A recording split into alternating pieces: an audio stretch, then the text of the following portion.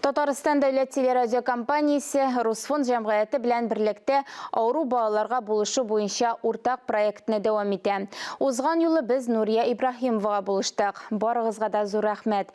Чистайдан 10 яшьлек Алексей Сирак та бездән ярдәм көтә. Малай бик начар ишетә, көчле ишетү аппаратлары кирәк. Соңгы вакытта Алексейның колакларын берничә тапкыр тикшергәннәр. Узган ел малай таудан шуганда егылып баш мие травмасы алган. Бер айдан артык дәвалана инде, әмма нәтиҗәсез. Малай начар ишетә башлаган. Табиблар ике колагының да бик начар ишетүен ачыклаган. Начались проблемы в школе. Мәктәптә проблемалар башланды. Ул моңа кадәр 4-5 билгеләренә генә укый иде. Травма алгач ишетми башлады.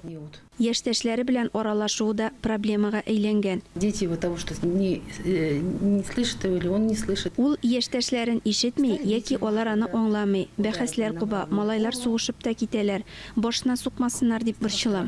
Алексей проблемалары турында сөйләргә яратмый. Тик мәктәптә аңа бик авырга туры килә. Еш кына укытучының сүзләрен ишетми. Но я пишу в тетради, она там что-то говорит, я не слышу. Я спрашиваю у соседа по партии. Алексейның сөйләме телләргә сәләте яхшы. Хәзер ул инглиз телен өйрәнә. Дөрес әлегә укытуны туктатырга туры килгән. В большом коллективе в классе. Зур коллективта, сыйныфта укучылар күп булганда, зур кабинет булганда укытучы класс буенча йөри. Мондый шартларда начар ишетүче балаларга барлык сүзләрне дә аңлап бетерүе кыен. Алексейга махсус ишетү аппаратлары ярдәм итәргә тиеш.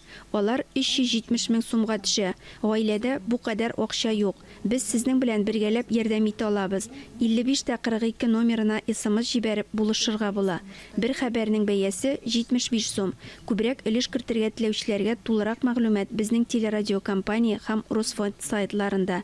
Ләйлә Зайнуллина, Ралина Абрамова, Дамир Мөхәммәтханов, Татарстан яңалыклары.